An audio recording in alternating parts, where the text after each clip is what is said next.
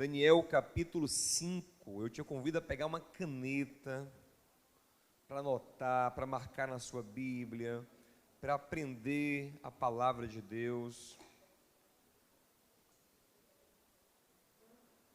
Pai querido e amado, nós estamos na Tua presença e eu tenho convicção de que ninguém chegou aqui em vão. Todos os que estão aqui foram escolhidos pelo Senhor para estar aqui na comunhão, para Te adorar e para aprender de Ti através da revelação da Tua palavra. Abençoa, Senhor, esse momento para que possamos crescer, frutificar, nos fortalecer em Ti, em nome de Jesus. Amém. Daniel capítulo 5, versículo 1 diz assim: o rei Belsazar deu um grande banquete a 1000 dos seus grandes e bebeu vinho na presença dos 1000. Havendo Belsazar provado o vinho, mandou trazer os utensílios de ouro e de prata que Nabucodonosor, seu pai, tinha tirado do templo que estava em Jerusalém, para que bebessem neles o rei, os seus grandes e suas mulheres e concubinas. Então trouxeram os utensílios de ouro que foram tirados do templo da casa de Deus, que estava em Jerusalém, e beberam neles o rei, os seus grandes, suas mulheres e concubinas. Beberam o vinho e deram louvores aos deuses de ouro, de prata, de cobre, de ferro, de madeira e de pedra. Na mesma hora, apareceram uns dedos de mão de homem, e escreviam defronte do castiçal na estucada parede do palácio real. E o rei via a parte da mão que estava escrevendo. Então se mudou o semblante do rei, e os seus pensamentos o turbaram. As juntas dos seus lombos se relaxaram, e os seus joelhos bateram um no outro. Meus irmãos, nós estamos aqui no governo do neto de Nabucodonosor, Belsazar, chamado aqui no texto de filho de Nabucodonosor, porque os babilônicos não tinham o costume de chamar o avô de avô, chamavam de pai, um pai dois, né? O filho de Nabucodonosor, o Nabonido, não estava na Babilônia nesse tempo, então quem estava reinando era o neto de Nabucodonosor, esse camarada aqui, o rei Belsazar. E ele vai ser hoje julgado por Deus, depois que uma gota d'água fez o cálice de Deus transbordar, que é uma festa onde ele vai profanar utensílios sagrados do Senhor. E eu quero chamar a sua atenção que tudo começa com uma bebedeira. Ele faz uma festa e o texto destaca que ele bebe muito vinho com seus 1000 convidados, suas mulheres e concubinas. Irmãos, nós temos que ensinar acerca de bebida alcoólica e de entorpecente. Nós olhamos para a palavra de Deus e nós vemos que a bebida alcoólica, ela não é diabólica em si. O álcool não é diabólico em si, né? Você sabe que o álcool, ele é produzido até naturalmente. Existem frutas na natureza que contêm álcool. Tem um maracujá na natureza que, se você abrir ele, está cheio de álcool. O álcool é feito naturalmente. Se você coloca um suco de uva vedado, tapadinho num canto, no outro dia está fermentado, está alcoolizado. Então o álcool não é uma criação do diabo, o álcool é uma criação de Deus. Ouça isso, foi Deus quem fez o álcool, mas foi Deus também que fez a cannabis, a erva da maconha.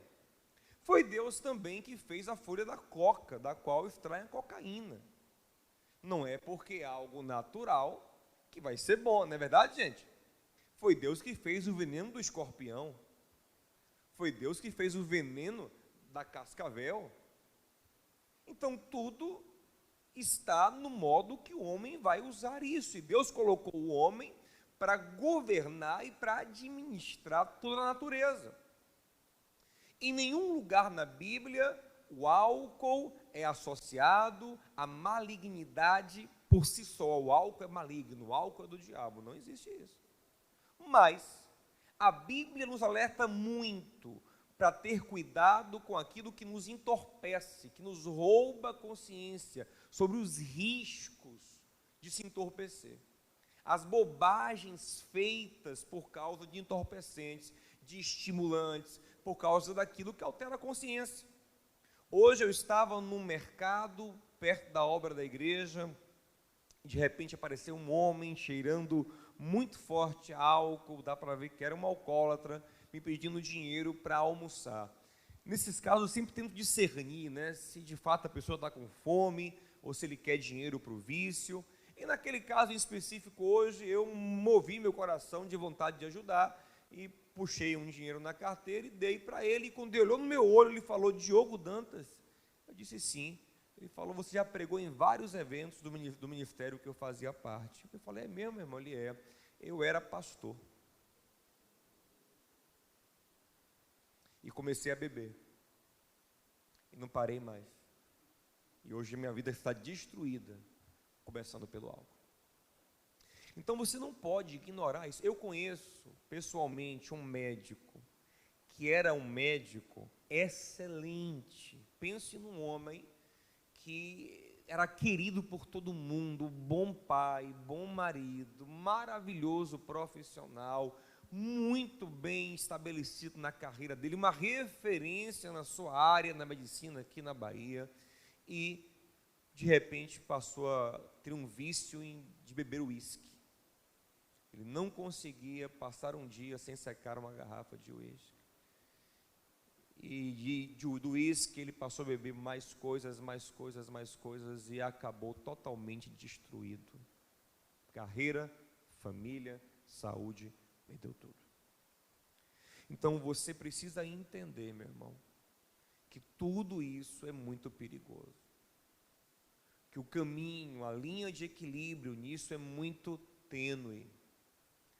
Você começa tomando um copinho, tomando uma taça, quer tomar duas, e quer tomar três, e toma cerveja um dia, e quer tomar todo dia, e isso é muito perigoso. Daqui a pouco você aumenta a sua resistência ao álcool, e para sentir aquele mesmo efeito, você quer mais e mais, e vai comprometendo os seus órgãos, sua vitalidade, sua energia. Quando você não bebe, sente falta, dor de cabeça. Daqui a pouco está viciado e nem percebeu. Está entorpecido e não sabe mais raciocinar de uma maneira coerente. É muito perigoso. A relação com os entorpecentes, ela é muito perigosa. Por isso que em Provérbio 31, a mãe do rei Lemuel fala assim: Lemuel, não se lance no vinho. Vinho é uma coisa para gente amargurada. Você é um rei. Você precisa ter toda a faculdade mental bem preservada. Você é um homem de autoridade. Dá vinho para quem está amargurado, você não. Então esse é um tipo de raciocínio que eu trago para mim. A Bíblia em nenhum momento cabalmente proíbe o consumo de vinho, ou de álcool. O que a Bíblia proíbe é a embriaguez, é a perda da consciência, que é uma coisa muito limítrofe, né? Você tem que entender aonde você está ali. Mas o conselho bíblico é o seguinte: o sábio, ele não se lança no vinho, porque ele quer ao máximo manter o quê? Sua saúde, sua consciência, sua sanidade, seu discernimento. O reino, quem faz isso é o tolo, é o bobo, é a pessoa que está amargurada, que vai buscar uma fuga no álcool. Então assim, não precisar de álcool, gente, é uma benção. Efésios 5,15 fala o quê? Não vos embriagueis com vinho onde há contenda, mas o quê? Enchei-vos. Não se embriague do vinho que traz problema, onde há devassidão, mas enchei-vos do quê? Do Espírito Santo. Diga ao seu irmão assim, bom é não precisar de álcool, meu irmão. Bom é ser cheio do Espírito Santo, é ter alegria, ter motivação sendo cheio do Espírito Santo. Não preciso tomar uma para me alegrar. Não preciso beber para ter ânimo. Não, eu me encho de Deus, eu fico alegre. O reino de Deus é paz, justiça e alegria no Espírito Santo. Então, cuidado, meu amado. E aqui tudo começa com vinho. Ele bebe muito vinho e chega um momento que ele ultrapassa, ele extravasa e ele vai mandar trazer os utensílios sagrados do templo de Deus, coisa que até o pai dele respeitava. O pai dele, Nabucodonosor, nunca tocou nisso.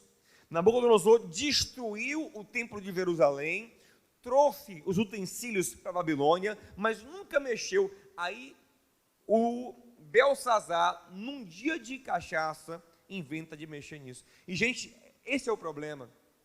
Aí você está ali mantendo-se sóbrio, mantendo-se até numa linha constante. Aí, num dia que você toma um negócio, que você exagera de alguma forma, você vai e faz uma besteira da sua vida. Ele fez a besteira que foi o ponto final da vida dele. Bebeu nos utensílios sagrados, no que era consagrado ao Senhor. Hoje em dia, nós não temos mais essa referência neotestamentária de utensílios sagrados, sabe?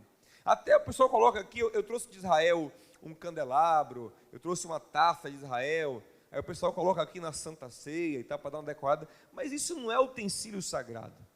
Esse palanque aqui não é utensílio sagrado. Essas paredes aqui não são paredes sagradas. Você entende? Hoje os vasos sagrados de Deus somos eu e você. Então a nossa referência hoje do sagrado é a nossa vida, é o nosso dia a dia. E como a gente tira a lição disso aqui? Nós não devemos pegar o que é consagrado a Deus, que é a nossa vida, e colocar a serviço de outros deuses. Foi o que ele fez. Ele usou os utensílios de Deus para glorificar outros deuses na sua bebedeira. Dava louvores a outros deuses com o que era do Senhor. E a nossa vida não pode, irmãos, glorificar outros deuses. Pastor, graças a Deus, meu único Deus é o Senhor. E, gente, existem outras formas de ser politeístas hoje. Como é que você é politeísta? Quando você levanta deuses que competem com o Senhor. Não é verdade? Quando o dinheiro é um Deus para você, né? Quando a carreira é divinizada na sua vida, quando a família é endeusada, ela está no lugar de Deus, quando o seu sonho está no lugar de Deus, quando você se coloca para louvar, para servir outras coisas que não o Senhor. E foi isso que ele fez, pegou o que era sagrado, o que era de Deus e colocou para servir a outros deuses. E aí aparece uma coisa interessante, uma mão misteriosa aparece numa parede bem iluminada, uma parede que era destacada no palácio, e no meio da festa, essa mão começa a escrever na parede uma escrita também numa linguagem misteriosa. Interessante que o texto fala que dedos apareceram. Se era o dedo de Deus ou de um anjo, nós não sabemos, mas sabemos que eram dedos de um ser espiritual. O legal é a gente pensar, não aparece o corpo inteiro, aparece só os dedos. O que significa? Significa o seguinte, que os dedos de Deus, ou os dedos do anjo, são suficientes para mudar a nossa vida. Basta os dedinhos de Deus se mexerem. Basta os dedinhos de Deus se mexerem. E tudo muda na nossa vida. Tem um filme agora da moda dos Vingadores. E nesse filme tinha um vilão, esqueci o nome do cara agora, um feião lá, Thanos. Esse Thanos botava umas pedras, umas 5 pedras, né? Ou 6, sei lá, umas pedras na mão dele. E quando ele colocava aquelas pedras na mão dele, pedra do que? Sei lá. Joia do infinito, que nome besta, né? Joia do infinito, meu Deus. Quando botava joias do infinito na mão dele, ele virava como se fosse o Todo-Poderoso. Então, o que ele tinha que fazer? Só tinha que estralar os dedos. Quem tinha as joias do infinito na sua mão, só precisava estralar os dedos. E o que ele quisesse, aconteceria. Gente, não existe joias do infinito na terra, mas existe uma mão no universo, que basta ele estralar o dedo e tudo acontece. Qual a mensagem que está aqui nesses dedinhos, irmãos? É que para Deus tudo é muito fácil. Acaso haveria algo difícil para o Senhor? Não, irmão, Deus mexe os dedinhos dele e tudo muda na nossa vida. Por isso que temos que ter grande esperança no Senhor, mas também grande temor do Senhor. Entendeu? Veio o dedinho lá, ó, escreveu na parede e o texto fala que agora o rei que estava feliz, ó, na maior algazarra, tirando maior onda com as taças de ouro do templo, agora ficou pálido, pasmo, diz que os joelhos dele batiam um no outro de tanto medo que ele teve, porque Deus mostrou mais uma vez quem é que tem o poder. E aí ele fica atônito, ele fica nervoso, ele manda entrar os sábios, adivinhos, mais uma vez, nesse livro aparece essa dinâmica, de que? Qual é a dinâmica? Mensagens misteriosas que os homens não conseguem interpretar até que um homem de Deus aparece. Observe que várias vezes nesta série falamos sobre isso. Mensagens codificadas que só um homem de Deus conseguirá interpretar. E, gente, isso continua existindo nos nossos dias. Deus continua dando recados e mensagens codificadas que quem é carnal, quem não tem discernimento, quem não busca a Deus, quem desconhece as coisas de Deus, não conseguirá interpretar. Paulo fala que o espiritual discerne tudo, mas o carnal não entende nada. E nós temos que ter cuidado para não estarmos na igreja e continuarmos vivendo na carne. Aí Deus manda mensagem, Deus dá sonhos, Deus dá sinais, só que você é tão carnal, tão cego para as coisas de Deus, que nada consegue compreender. Está entendendo? Pô, tive um sonho, me perturbou, rapaz, mas qual é o próximo filme dos Vingadores?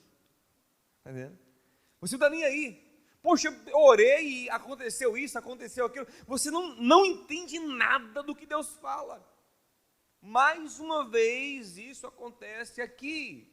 Deus dá uma mensagem e todo mundo se bate até que chega a pessoa certa. Nesse caso aqui, o interessante é que Daniel, que no reinado de Nabucodonosor tinha evidência e proeminência, está esquecido. Que coisa legal. Como Deus faz, né? Daniel é exaltado, daqui a pouco Daniel agora passa o tempo e está esquecido. E a rainha mãe, quando vê aquela confusão, ela entra na sala do rei e fala: meu filho, fique tranquilo. Nos dias do teu pai, aconteciam as mesmas coisas, vinham mensagens misteriosas que ninguém resolvia. E você tem um homem no reino aqui, que esse homem tem o Espírito dos deuses. Ela não sabia falar o Espírito de Deus, né? Ele sabe interpretar. Daniel chama ele e vão buscar Daniel, já idoso nessa época. Entra o velhinho Daniel, e aí o rei vai perguntar, olha que curioso, ó, versículo 13, ó. Então Daniel foi introduzido à presença do rei, e o rei falou e disse: Daniel, és tu aquele Daniel, dos cativos de Judá, que o rei meu pai trouxe de Judá? O rei nunca nem tinha visto ele, um homem que foi braço direito de Nabucodonosor, não é nem conhecido mais pelo neto de Nabucodonosor. Deus tem isso. Quando Deus quer, Deus dá evidência. Quando Deus quer, Deus esconde. O importante é estarmos na presença de Deus. Daniel tinha hora que estava em evidência. Daniel tinha hora que estava escondido. Mas Daniel continuava na presença de Deus. A evidência de Daniel era... A evidência que Daniel não abria mão era estar em evidência aos olhos do Senhor, na presença do Senhor. Aleluia. Ele nem sabia quem era Daniel, e Daniel vai revelar para ele o sonho. O sonho, no caso, a escrita misteriosa. Gente, uma coisa muito interessante sobre isso é que o rei promete a Daniel, no versículo de número 16, presentes riquíssimos, poder a Daniel, se Daniel conseguisse interpretar a mensagem codificada.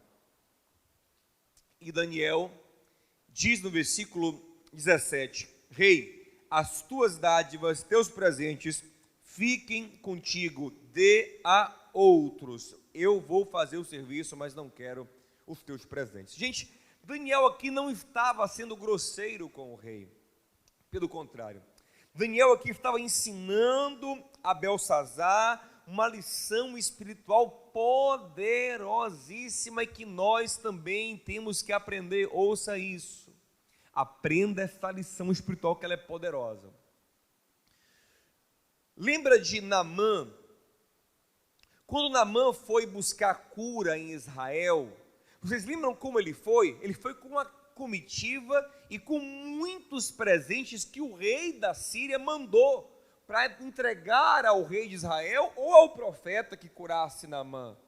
E quando Naamã foi curado, ele entregou todos os presentes a Eliseu. Eliseu falou o quê? Não quero nada.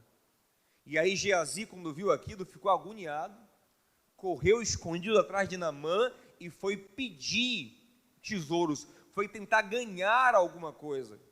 Quando Geazi voltou, Eliseu perguntou: estava onde, Geazi? Ele falou: não, teu servo não estava em lugar nenhum. Não estava o quê, rapaz? Você acha que meu espírito não foi junto contigo? Você acha que Deus não me mostrou que você correu atrás de Naamã e foi buscar dinheiro na mão dele? E aí Eliseu fala uma coisa importante: essa, por acaso, era a ocasião apropriada para receber dinheiro? Não era.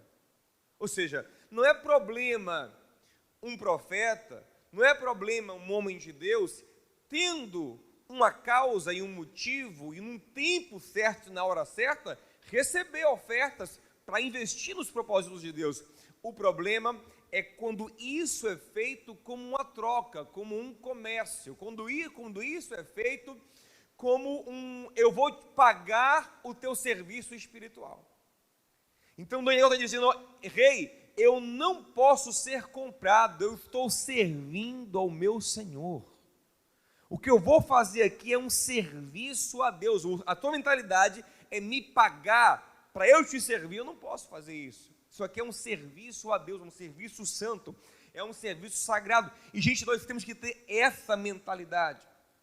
Deus é um Deus que nos recompensa, um Deus que nos abençoa, que abre portas, mas lembre, tudo que você fizer para Deus, você faz para o Senhor. Você faz para Ele. Nunca negocie as oportunidades de servir a Deus, sabe? Nunca busque um proveito próprio, como eu posso ganhar um dinheiro aqui. Ministério, serviço a Deus não é lugar onde nós temos a nossa esperança de lucro, de riqueza. Servir a Deus é servir a Deus, lógico. O trabalhador, como Paulo bem diz, é digno do seu salário. Mas você tem que ter um discernimento muito preciso para não perder as recompensas celestiais. Daniel sabia, Eliseu sabia, que se eles entram nessa dinâmica comercial, a glória de Deus é menor. Fica parecendo um Deus que eu compro. Tanto que Naamã fez o quê? Já que eu não posso te pagar, como é que eu faço para servir a este Deus? Eu não posso comprá-lo, eu quero servir. Naamã sai de Israel, querendo ser crente, servir ao Senhor. A mesma coisa vai acontecer com Belsazar. Ele vai ficar impactado com esse Deus que não é comprado. Então nós temos que mostrar ao mundo um Deus que não é comprado.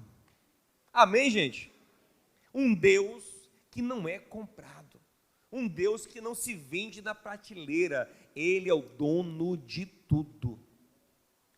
Isso é um discernimento que você vai ter que ter na caminhada. Não sei se você já teve momentos assim, onde parecia que você tinha uma oportunidade de, em nome de Deus, ganhar alguma coisa. Eu repito, não é que seja proibido você receber em tempos, em ocasiões certas, provisões que Deus traz através de homens, mas cuidado com essa dinâmica. Pode ser uma armadilha satânica para bagunçar todo o processo e roubar de você a recompensa que vem do céu, o favor que vem de Deus. Daniel entende isso, ele fala: não quero presente nenhum, ele dá a revelação, e ele vai dar a revelação. E é interessante que antes de dar a revelação, Daniel faz uma introdução. Antes de interpretar a escrita, ele faz uma introdução para o Belsassar. Ele fala assim: Belsassar, é o seguinte, o que acontece? O teu pai, Nabucodonosor, era um homem poderoso, porque Deus o exaltou. E ele se ensoberbeceu. E Deus tratou com ele, humilhou, fez ele virar um bicho. Você viu tudo isso acontecer e ainda assim você não aprendeu a lição. Agora chegou a sua vez de acertar as contas com Deus. Isso é muito interessante, porque Daniel está dizendo o seguinte: você deveria ter aprendido com o erro dele. Nós temos que aprender com os erros dos outros. Nós não precisamos sofrer o que outros já sofreram. A palavra de Deus está cheia de exemplos para que nós aprendamos com os erros dos outros. As vidas que nos cercam, as histórias que ouvimos, estão cheias de exemplos para que nós não aprendamos com os erros dos outros. Gente, Deus muitas vezes nos faz ver o caminho errado do outro, não para a gente fofocar, não para a gente se vangloriar de ser, mas para a gente aprender. Olha o que esse caminho dá, olha o que essa trilha vera, especialmente, ouça isso, o caminho dos teus pais. Nesse caso aqui era o caminho do pai de Belsassar. Versículo de número 22, Daniel fala assim, ó: e tu, seu filho Belsassar, não humilhaste o teu coração, ainda que soubeste de tudo isso. Irmãos, ouça uma coisa, nós temos uma tendência muito grande, uma tendência subconsciente de imitar o caminho dos nossos pais. Uma tendência espiritual, uma tendência até genética, porque tem coisas que acontecem em nossas vidas que é inexplicável. Eu já contei aqui várias vezes que eu conheci meu pai biológico já adulto, e quando eu conheci, eu fiquei impressionado pelo tanto que ele parecia comigo em um monte de coisa. Eu vi ele vivendo a vida que eu viveria se não tivesse Jesus. Eu seria exatamente como ele é. Eu viveria do jeitinho que ele vive, se eu não conhecesse Jesus. E eu nunca fui criado por ele. Genética, herança de alma sem contato. Está entendendo? Herança de alma sem nenhum discipulado. Então nós temos uma tendência muito forte. Eu detestava isso em meu pai. Aí você faz igualzinho, olha. Eu odiava isso em minha mãe, você faz igualzinho. Quantas mulheres a filha fala assim: mamãe, você está ficando igualzinho a vovó, né? Você não percebe, você vai ficando, vai repetindo a mesma coisa. Ou seja, nós temos que ficar atentos. Ouça aqui, se você admira seus pais e acha que eles tiveram uma vida maravilhosa, amém. Mas se você olha, rapaz, esse caminho eu não quero para mim, essa vida eu não quero para mim, então fica ligado, irmão, para você não repetir os mesmos passos e o mesmo caminho. Aprenda com o erro dos outros. E finalmente, vamos lá para a escrita. Daniel agora vai revelar a escrita e aqui nós vamos encerrar nossa reflexão. 24. Então dele foi enviada uma mão que escreveu esta escritura.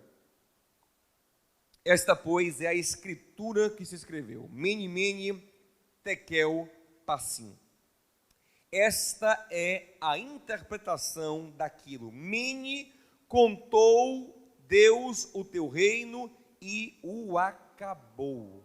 Olha que coisa interessante, ó. Mene, e o mene é repetido. Mene, mene, contou Deus o teu reino. Gente, eu tenho falado aqui várias vezes que nós somos o quê? Mordomos de tudo o que nós temos. Você não é dono de nada, você é um mordomo. O dono, na verdade, é o Senhor. Toca em teu irmão e diga assim: você é um mordomo. Você é um mordomo. E uma hora Deus vai te pedir conta de tudo que Ele colocou na sua mão. Tudo. Os relacionamentos, os recursos, os talentos, os dons, tudo, as pessoas, tudo, Deus vai lhe pedir conta da família, dos filhos, do casamento, tudo. Deus pedirá conta daquilo que Ele te confiou. Deus contou, Deus pediu, Deus chamou para um acerto de contas. É o que significa mene. Tekel, pesado foste na balança e foste achado em falta. Nesse contar de Deus, ele vai mensurar as coisas. Isso aqui é um conceito muito judaico. Os judeus entendem que Deus pega o homem e bota numa balança, vendo aquilo que ele tem feito de bom e aquilo que ele tem feito de ruim. E para onde a balança tender, vem o juízo. Nós estamos num nível mais profundo de revelação em relação aos judeus, porque nós entendemos que todo homem, se colocado numa balança diante do Senhor, ele vai pesar para o mal. E nós cremos que a graça de Jesus é que faz a nossa balança pesar para a justiça. É o que ele creditou em nossa conta. Entretanto, ouça isso, entretanto, nós não podemos relaxar pensando, Jesus faz a minha balança pender para a justiça, então eu sou justo diante de Deus. Não podemos relaxar nisso. Por quê? Porque uma vez que a balança pende para a justiça, é esperado de nós um caminho justo. Se o nosso caminho não é justo, significa que a nossa balança não foi pendida para a justiça. Porque essa balança pende para a justiça e o sinal de que isso aconteceu é um caminho justo. Você entende? É uma coisa que a gente tem que entender. Não é que o meu caminho justo faz a balança pender para a justiça, não. Por quê? Porque a minha justiça não é suficiente. Mas o que Cristo fez por mim, se de fato chegar em mim, me coloca por gratidão, por amor, num caminho justo. Esse é o sinal de que eu estou no caminho justo. Por quê? Porque eu tenho agora o Espírito de Deus. Quem é justificado recebe de Deus o quê? O Espírito Santo. E o Espírito Santo nos faz andar no caminho justo. Amém, gente? Então a gente tem que andar em justiça. E quando eu penso nessa coisa de balança, né? Eu lembro de Gênesis capítulo 15. Deus fala com Abraão, eu vou dar aos teus descendentes toda essa terra aqui. Mas eu não vou fazer agora. Sabe por quê? E na terra tinha gigazeus, amorreu, um monte de deus lá. Eu não vou fazer ainda porque o cálice dos gigazeus não encheu ainda. Ou seja, Deus estava esperando a medida de pecado de um povo que estava na terra encher, para ele então trazer o juízo. Significa isso. Significa que Deus, ele vai mensurando as coisas, dando tempo para a gente se arrepender, e há um limite. Há uma hora que vem um juízo, que vem um castigo, sabe? Poxa, pequei, não aconteceu nada. Pequei, não aconteceu nada. Pequei, não aconteceu nada. Até uma hora que o cálice transborda. No caso de Belsazar, naquela festa, foi a gota que faltava, ou foi a medida que faltava para o cálice transbordar. Está entendendo, gente? Pastor, conheço tanta gente que apronta, que peca, que faz e acontece, irmão, o cálice está enchendo. E uma hora ele transborda. E pastor, como eu esvazio o meu cálice? Com arrependimento, com confissão, com quebrantamento, com humilhação diante de Deus e com conversão, que são novos caminhos. Aí o sangue de Cristo me justifica, o Espírito Santo me dá poder para uma nova vida, mas saiba que todos nós somos examinados, somos julgados e estamos diante dos olhos de Deus. Pérez, dividido foi o teu reino e deu-se aos medos e aos persas. Mais uma vez, aquele mesmo conceito, tudo é de Deus. Se você não faz bem, Deus tira e dá para outro. Gente, ouça uma coisa. Eu vou falar uma coisa aqui muito sincera com vocês, muito sincera. Deus tem dinheiro, poder, influência, o que mais que os homens cobiçam? Status, né? Que se liga à influência, relacionamentos interessantes, fama. Deus tem tudo isso nas mãos dele e ele usa essas coisas, sabe? Agora, o que ele vai fazer? Ele vai dando para quem ele quer. Ele vai levantando e tirando de quem ele quer.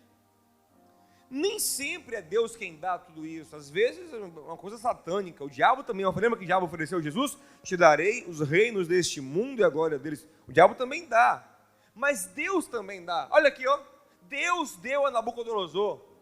Deus deixou com a família dele. Quando Deus está tirando a dinastia dele e dando a outro povo, a medos e persas. Deus faz isso também.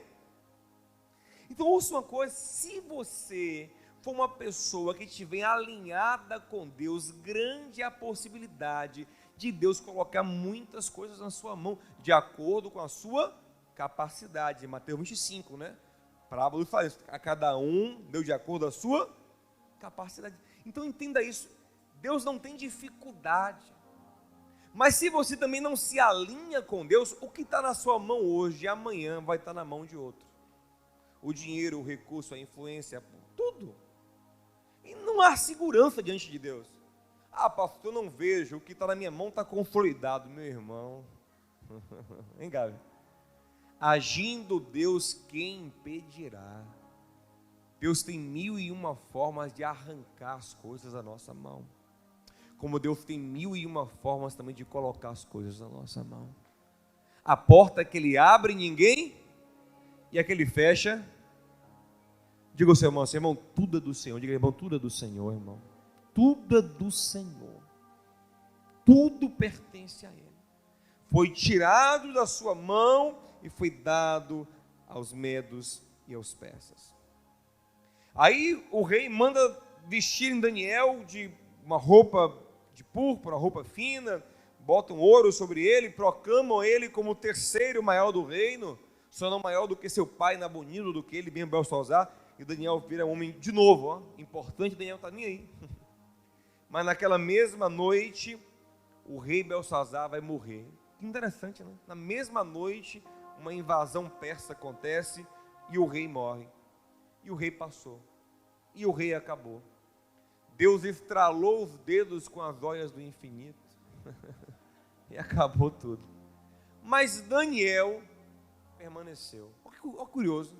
Vai entrar o reinado de Ciro, representado por Dario na Babilônia, e Daniel permanece. Aleluia. Quem não agrada a Deus passa como uma folha, mas quem agrada a Deus permanece. Até na velhice dá frutos, a vida continua, Deus fortalece, não se abala, mas permanece para sempre. Os que confiam no Senhor não se abalam, são como o monte de Sião, eles permanecem, eles ficam, eles continuam, eles florescem, eles frutificam, até Deus disser, acabou meu filho, vem para cá.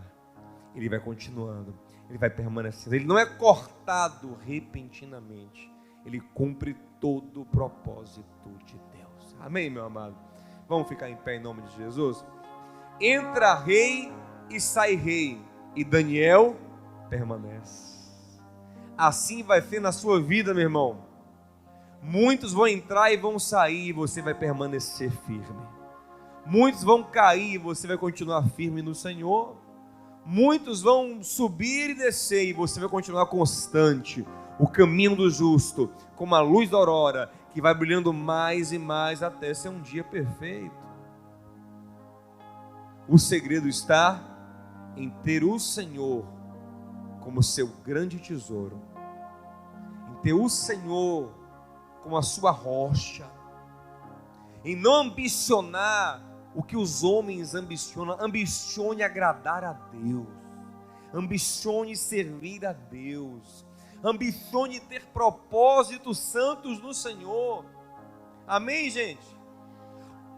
Pastor, Daniel acabou recebendo o ouro, as coisas, ele acabou chegando nele, mas o coração dele não ambicionava isso. Entenda uma coisa, Não é problema, não é pecado ganhar bens materiais.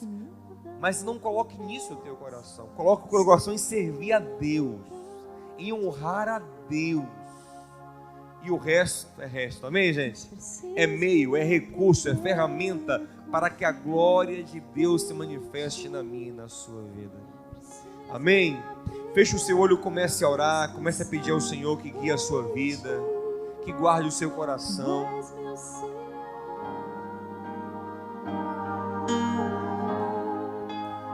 Todas as coisas cooperam para o bem daqueles que te amam, Jesus. Todas as coisas cooperam para o bem daqueles que te amam. Todas as coisas cooperam para o bem daqueles que te amam.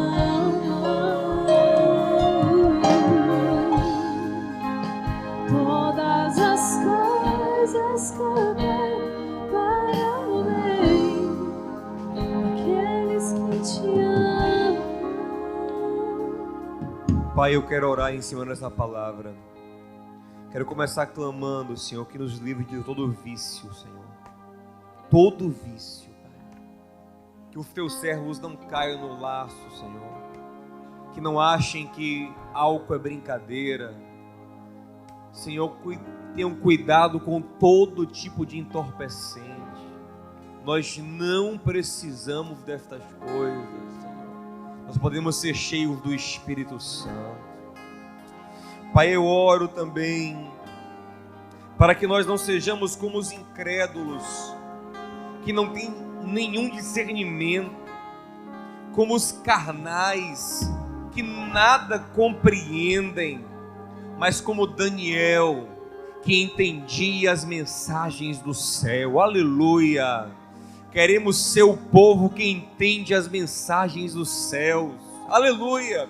Queremos ser o povo que compreende o que o Senhor fala. Nos dá um coração sensível, atento à tua voz, para compreender as mensagens dos céus. Pai, ainda te peço que o nosso coração não esteja na fama ou no poder, mas como Daniel, Senhor, quando tem de estar em evidência, que esteja para a tua glória.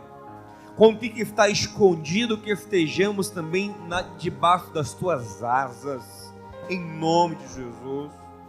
Pai, eu oro também para que nós aprendamos com os erros dos outros, especialmente dos nossos pais, porque nós temos uma tendência de copiar os mesmos defeitos, mas Tu és poderoso para nos transformar, nos fazer melhores que os nossos pais, porque Cristo habita em nós, porque Jesus nos transforma profundamente em homens e mulheres de Deus. Pai, não nos deixe cair no laço de querer tirar proveito do Teu poder, da Tua obra, do Teu reino, e não mostrar para o mundo um Deus que é comercializado, mas um Deus que está acima de tudo, um Deus que ninguém compra. Esse é o Cristo que nós vamos revelar, um Cristo que ninguém compra, que ninguém corrompe com dinheiro nenhum. Pai, eu sei que chegará um tempo, e esse tempo às vezes é diário, em que o Senhor nos avaliará, nos colocará na tua balança. Tem misericórdia de nós, Senhor, que possamos ser achados escondidos em Cristo, na justiça dele, dando os frutos do Espírito Santo, porque eu sei que todo homem será colocado diante de Ti para prestar conta da sua vida. Tem misericórdia de nós, Pai. Pai, nós não queremos ser como esses homens que passam o tempo todo, que passam do dia para a noite e a vida corre vazia. Queremos ser como aqueles que ano após ano permanecem frutificando, permanecem crescendo, glorificando o Teu nome. Nos enraiza em Ti, Senhor, aleluia, como o Senhor fez com Daniel, que tenhamos raízes profundas e frutifiquemos constantemente, em nome de Jesus. Amém. Toca no teu amigo, irmão, você vai permanecer. Diga, você vai permanecer, meu irmão. Você vai frutificar, em nome de Jesus.